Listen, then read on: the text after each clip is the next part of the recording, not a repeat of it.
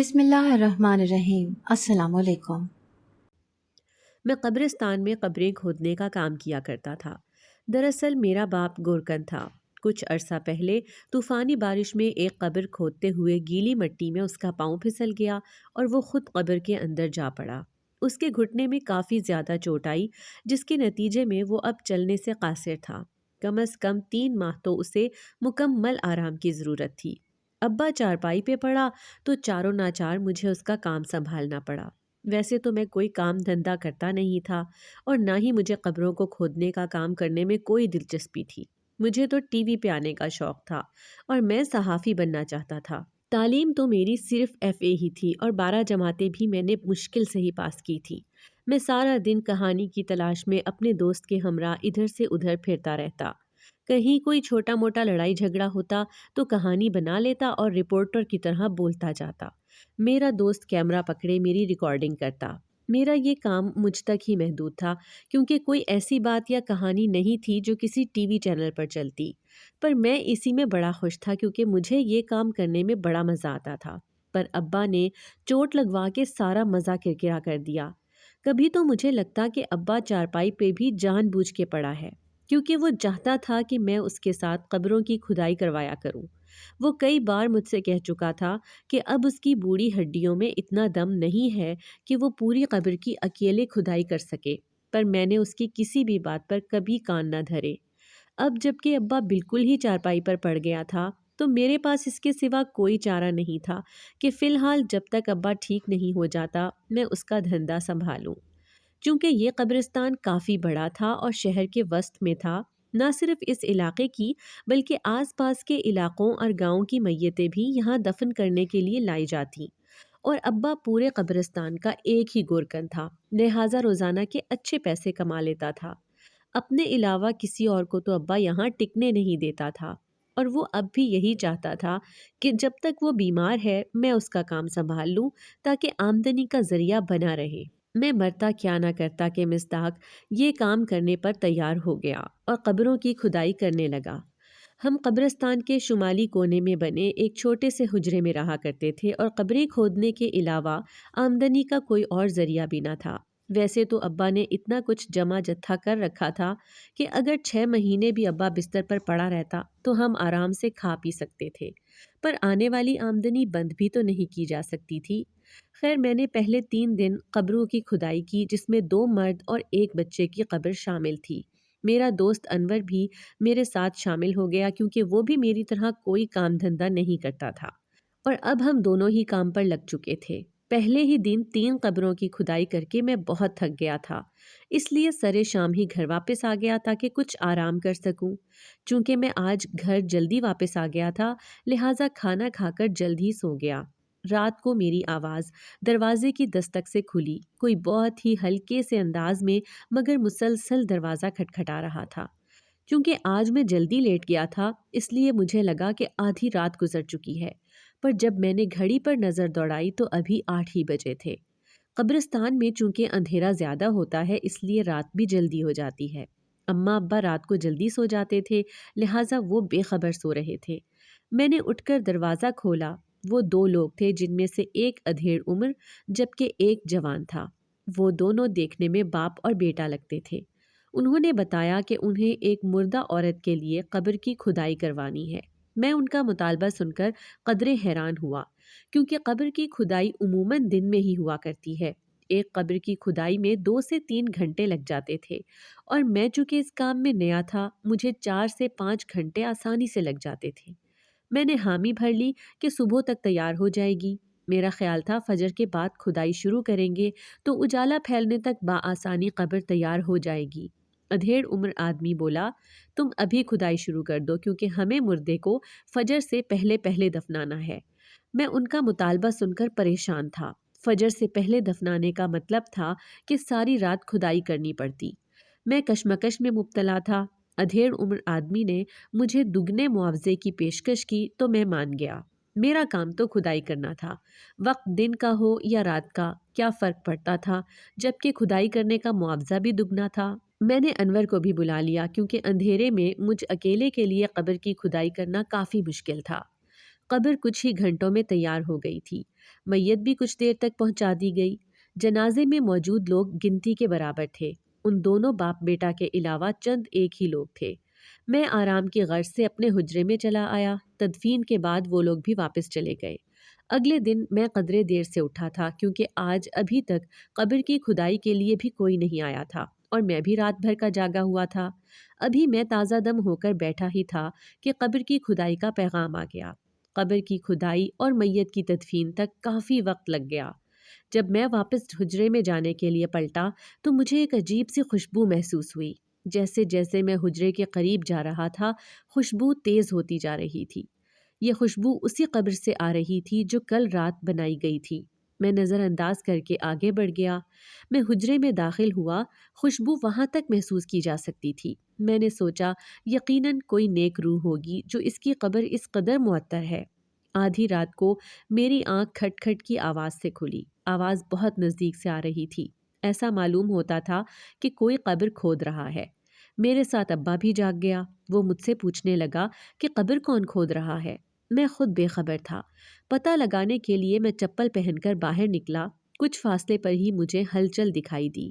میں وہاں پہنچا تو وہی جوان اور ادھیڑ عمر آدمی قبر کھودنے کی کوشش کر رہے تھے۔ مجھے دیکھ کر ذرا گھبرا گئے۔ حیرت کی بات تو یہ تھی کہ وہ قبر جس میں انہوں نے اس عورت کو دفنایا تھا، اس کی بجائے برابر والی قبر کھودنے کی کوشش کی گئی تھی۔ چونکہ قبروں کی حفاظت کرنا بھی ہماری ذمہ داری میں شامل تھا، لہٰذا میں نے ان سے سختی سے بات کی کہ یہ کیا چل رہا ہے۔ ادھیڑ عمر آدمی نے جواب دیا، کچھ نہیں، ہم بس قبر کی صفائی کر رہے تھے اور مٹی برابر کر رہے تھے۔ مجھے ان کی منطق ذرا سمجھ نہ آئی۔ ایک تو میت کو دفنانے کے لیے بھی آدھی رات کا وقت مقرر کیا گیا اور اب صفائی کرنے کی بھی آدھی رات کو سوچی۔ مجھے یہ کچھ اور ہی چکر لگ رہا تھا۔ میرے وہاں موجود رہنے کی وجہ سے وہ جلد ہی وہاں سے کھسک گئے۔ میرے اندر کا صحافی بیدار ہو چکا تھا۔ میں جاننا چاہتا تھا کہ آخر راز کیا ہے۔ وہ دونوں باپ بیٹا مجھے کافی مشکوک لگ رہے تھے۔ میں نے قبر کھودنے کا فیصلہ کیا اور اپنے دوست انور کو بلا لیا۔ انور جلد ہی آ پہنچا۔ میں اور انور مل کر قبر کی کھدائی کرتے رہے۔ انور نے کیمرہ آن کر لیا۔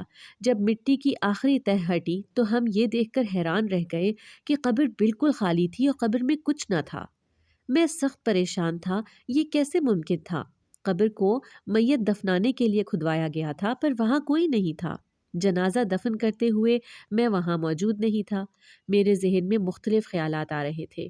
انور نے اپنا خیال ظاہر کیا کہ یا تو کسی نے قبر کی کھدائی کر کے مردے کو وہاں سے نکال لیا تھا یا مردہ دفن ہی نہیں کیا گیا۔ مجھے دوسری والی بات زیادہ موزوں لگی کیونکہ قبر کی کھدائی کر کے مردہ نکالنا اتنا آسان مرحلہ نہیں تھا کہ کسی کو کانو کان خبر ہی نہ ہوتی، جبکہ قبر کھودنے سے پہلے قبر کو دیکھ کر یہ معلوم نہیں ہوتا تھا کہ اس سے پہلے اسے کھولا گیا ہے۔ اور گزشتہ دن خوشبو کی وجہ سے میں نے قبر پر نظر ڈالی تھی، تب بھی ایسا کچھ محسوس نہیں ہوتا تھا۔ اس کا مطلب صاف تھا کہ مردہ دفن ہی نہیں کیا گیا، پر ایسا کیوں کیا گیا اور قبر سے خوشبو کس چیز کی آ رہی تھی؟ اس کا جواب جاننا ابھی باقی تھا۔ اب میں موقع کی تلاش میں تھا۔ کوئی نہ کوئی راز تھا جو اس کہانی کے پیچھے تھا اور مجھے وہی راز جاننا تھا۔ مجھے پورا یقین تھا کہ وہ باپ بیٹا پلٹ کر ضرور آئیں گے۔ میں ان کی طاق میں تھا۔ میں رات کے وقت بھی بڑا چوکنا رہتا، پر بہت دن گزر گئے۔ قبر کی خبر گیری کرنے کوئی نہ آیا۔ اچانک مجھے خیال آیا کہ وہ لوگ اپنے مردے کی قبر کے بجائے ساتھ والی قبر کھودنے کی کوشش کر رہے تھے۔ مجھے اس قبر کو کھول کر چیک کر لینا چاہیے۔ ہو سکتا ہے کوئی نہ کوئی سراغ ہاتھ لگ جائے۔ میں نے اس کام کے لیے رات کے 12 بجے کا وقت مقرر کیا، جس وقت کوئی قبرستان کے پاس سے گزرنے کا بھی نہیں سوچتا تھا۔ میں نے انور کو بھی اس رات آنے کا کہہ رکھا تھا۔ وہ بر وقت پہنچ گیا۔ رات کے 12 بجے جب ہر سو سناٹا پھیلا تھا، ہم نے قبر کی کھدائی شروع کی۔ انور حسب معمول اپنا کیمرہ بھی ساتھ لے آیا تھا۔ جب قبر کی آخری تہہ ہٹانے کی باری آئی تو انور نے کیمرہ آن کر لیا۔ پتھر ہٹانے کے بعد جو منظر ہم نے دیکھا، اسے دیکھ کر ہماری آنکھیں پھٹی کی پھٹی رہ گئی۔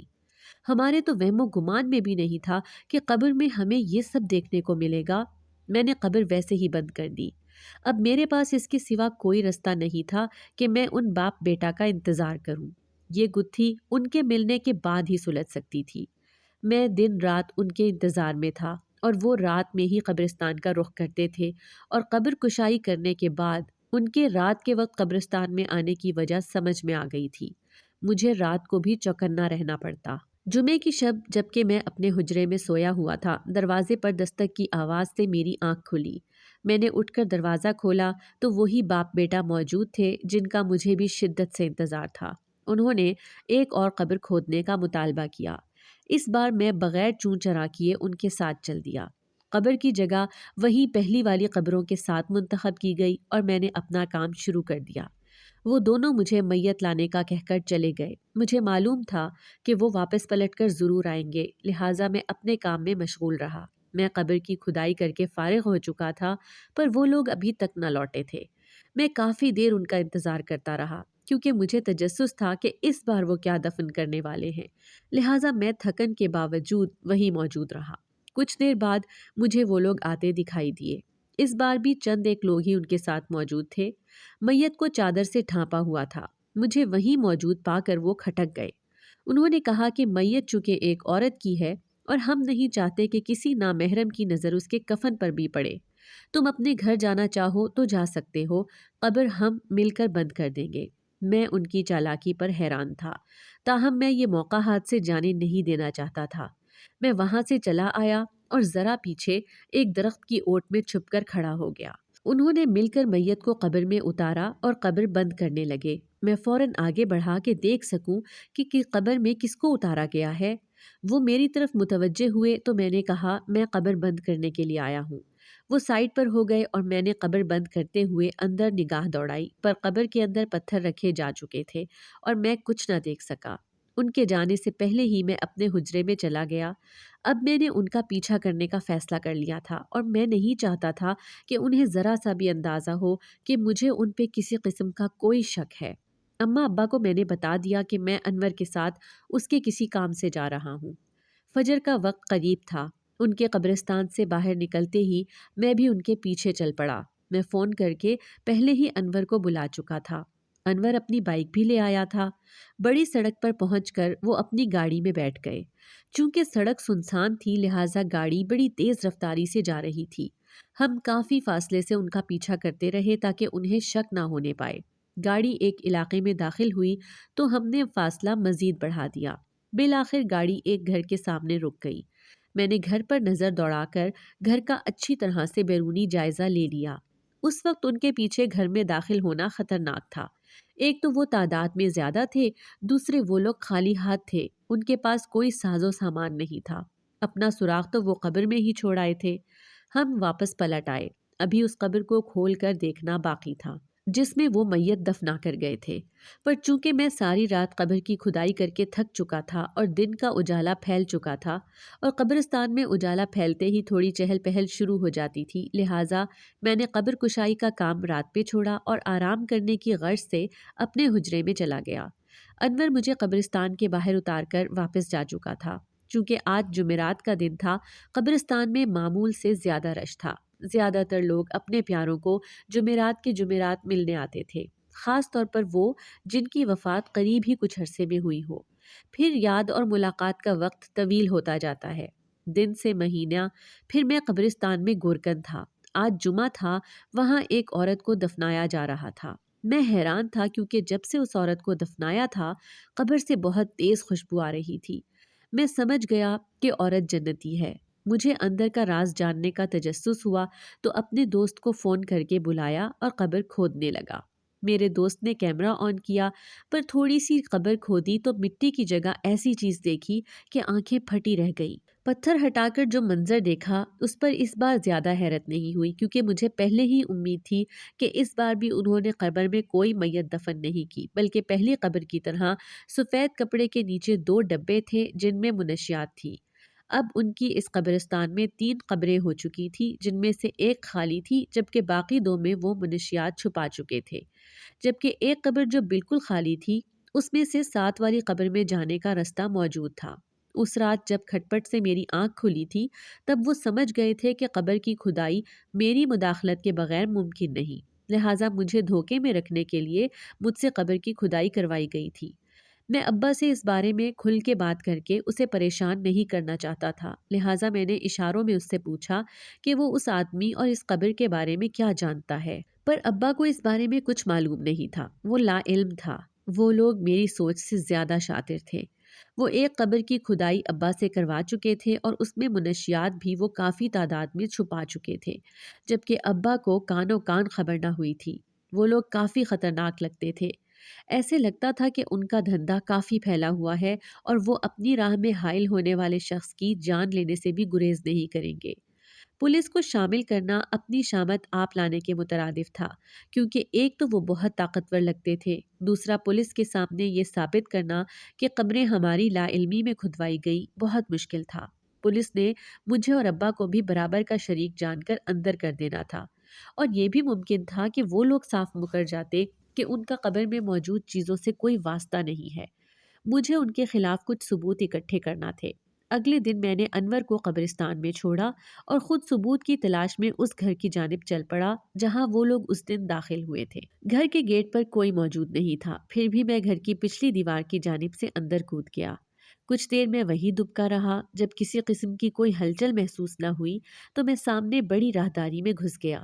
باہر سے اتنا محسوس نہیں ہوتا تھا، پر گھر بے حد بڑا اور عالیشان تھا۔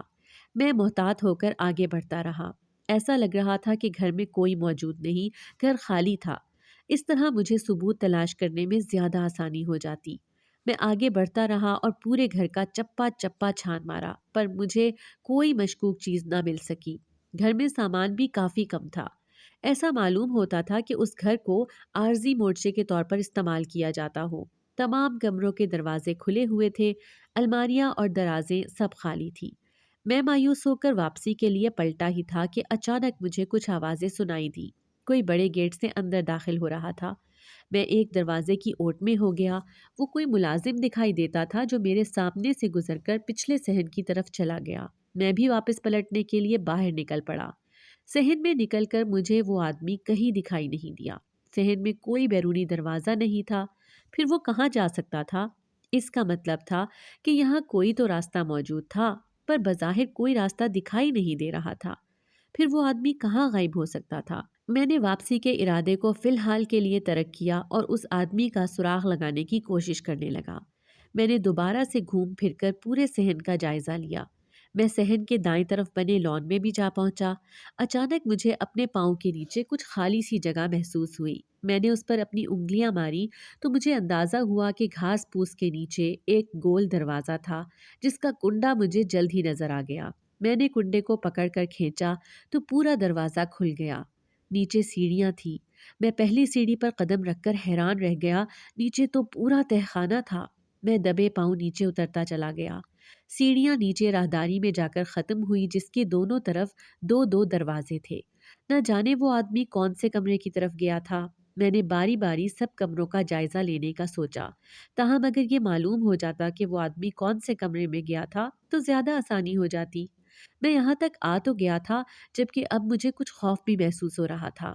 انور کے سوا کوئی نہیں جانتا تھا کہ میں کہاں ہوں۔ مجھے امید تھی کہ اگر میں ادھر پھنس گیا تو انور میری مدد کو ضرور کچھ نہ کچھ کرے گا۔ میں ہمت کر کے آگے بڑھا اور پہلے کمرے کا دروازہ کھولنے کی کوشش کی۔ کمرہ لاک تھا۔ میں نے آگے بڑھ کر اس ساتھ والے کمرے کو کھولنے کی کوشش کی۔ وہ کمرہ بھی لاک تھا اور تیسرا کمرہ بھی لاک تھا۔ اچانک کھٹکے کی آواز آئی۔ میں جلدی سے سیڑھیوں کے پیچھے چھپ گیا۔ وہی آدمی چوتھے دروازے سے باہر نکلا۔ اس کے ہاتھ میں ایک ٹرے تھی جس میں کھانے کے خالی برتن موجود تھے۔ اس نے ٹرے نیچے رکھی اور دروازے کو لاک کر دیا۔ ٹرے واپس اٹھا کر دوسرے ہاتھ میں چابی گھماتا وہ سیڑھیاں چڑھ گیا۔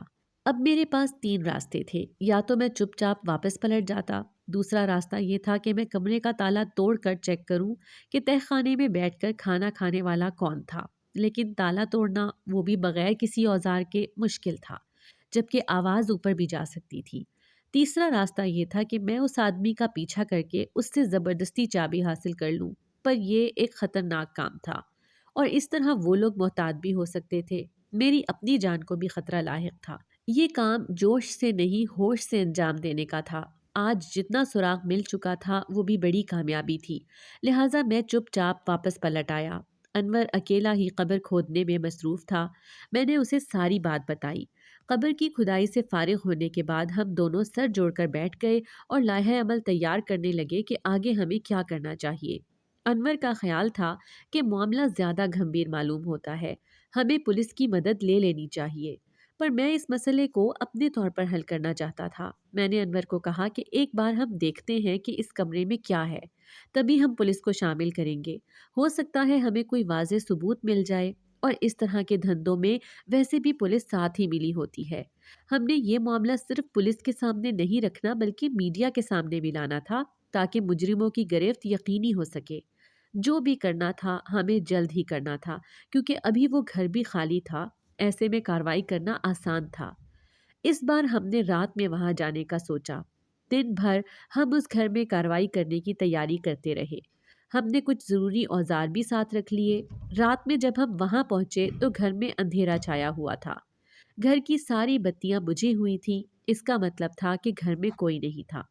ہم نے اندر جانے کے لیے اس بار بھی پچھلی دیوار کا استعمال کیا۔ پہلے میں اندر کودا اور میرے پیچھے ہی انور بھی کود گیا۔ مجھے رستہ معلوم تھا۔ میں نہایت احتیاط سے آگے بڑھ رہا تھا اور میرے پیچھے پیچھے انور تھا۔ میں چھوٹے لان میں داخل ہو گیا اور ہینڈل کھینچ کر تہہ خانے کا جائزہ لینے لگا، جبکہ انور راہداری میں سے گزر کر اندر چلا گیا۔ ہم نے یہی منصوبہ بنایا تھا کہ میں تہہ خانے میں اتروں گا اور انور اوپر کا حصہ چیک کر کے مجھے نیچے ملے گا۔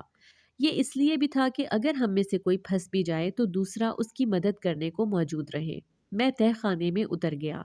سیڑھیاں اترنے کے بعد مجھے ایک کمرے میں روشنی دکھائی دی۔ شاید وہاں کوئی موجود تھا۔ میں اسی کمرے کی طرف بڑھ گیا۔ کمرے کا دروازہ نیم وا تھا۔ میں نے اندر جھانک کر دیکھا تو میں دنگ رہ گیا۔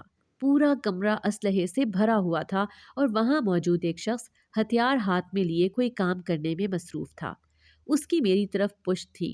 چونکہ وہ آدمی اکیلا تھا اور میری آمد سے بے خبر تھا، لہٰذا اسے قابو کرنا آسان تھا۔ اس کے وہم و گمان میں بھی نہ ہوگا کہ اس وقت وہاں کوئی مخل ہو سکتا تھا۔ میں آگے بڑھا اور خنجر کی نوک اس کی پسلی پر رکھ دی۔ میں نے سخت آواز میں کہا کہ مزاحمت کی کوشش مت کرنا۔ نہ جانے میری آواز کا کمال تھا یا خنجر کا، اس نے مزاحمت کرنے کی کوئی کوشش نہیں کی۔ میں نے اس کی پشت پہ ہی کھڑے ہو کر اپنے ساتھ لائی باریک ڈوری سے اس کے ہاتھ باندھ دیے، جبکہ اس کی آنکھوں پر بھی پٹھی باندھ دی۔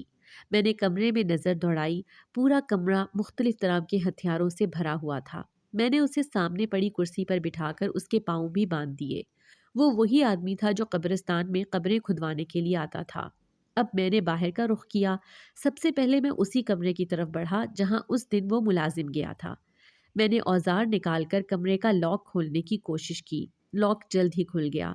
کمرے میں گھپ اندھیرا تھا۔ میں نے ٹارچ چلا کر چاروں اور دیکھا۔ ایک کونے میں کوئی شخص موجود تھا جو آنکھیں پھاڑے میری طرف دیکھ رہا تھا۔ اس کے پاؤں میں لوہے کی ایک زنجیر تھی جو قریبی مسہری کے پائے سے بندھی ہوئی تھی۔ نہ جانے کس شخص کو یہاں قید کر کے رکھا گیا تھا۔ انور بھی وہاں آ پہنچا۔ اس نے بتایا کہ پورا گھر خالی ہے اور کوئی موجود نہیں۔ ہم نے کوشش کر کے اس شخص کی زنجیر پاؤں سے نکالی اور اس سے پوچھا کہ وہ کون تھا اور یہاں ان حالات میں کیسے اور کیوں تھا۔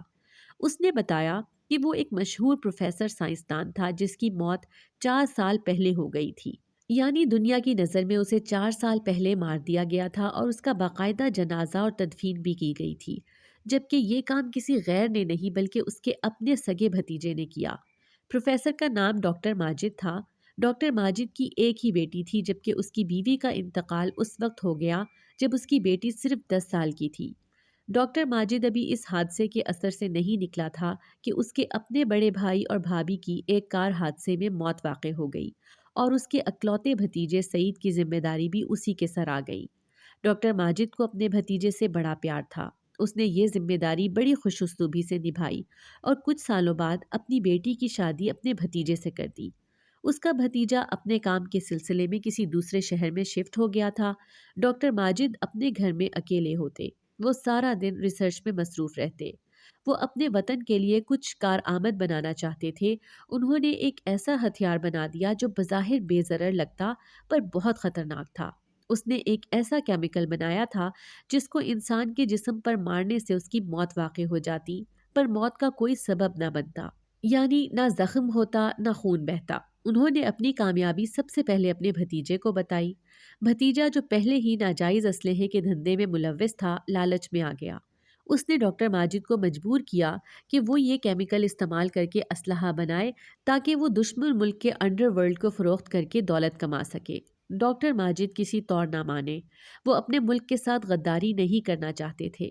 ان کے بھتیجے نے ان کی موت کی خبر پھیلا دی اور باقاعدہ قبر کھدوا کر تدفین بھی کروائی، جبکہ ڈاکٹر کو اس کے اپنے ہی گھر میں قید کر دیا۔ اب وہ زور زبردستی پہ ڈاکٹر سے کیمیکل بنواتا اور اس کو ہتھیار میں استعمال کر کے غیر ملک میں فروخت کرتا۔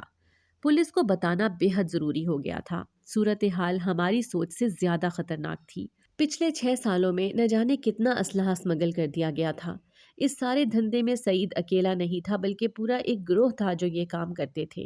قبرستان میں آنے والا آدمی ڈاکٹر ماجد کا بھتیجا سعید ہی تھا، جو اپنے بیٹے کو بھی اس کام میں ملوث کر چکا تھا۔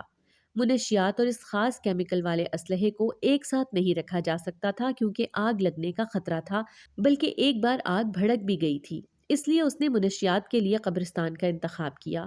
یہ آئیڈیا اس کے دماغ میں ڈاکٹر کی نقلی میت تیار کرتے ہوئے آیا تھا۔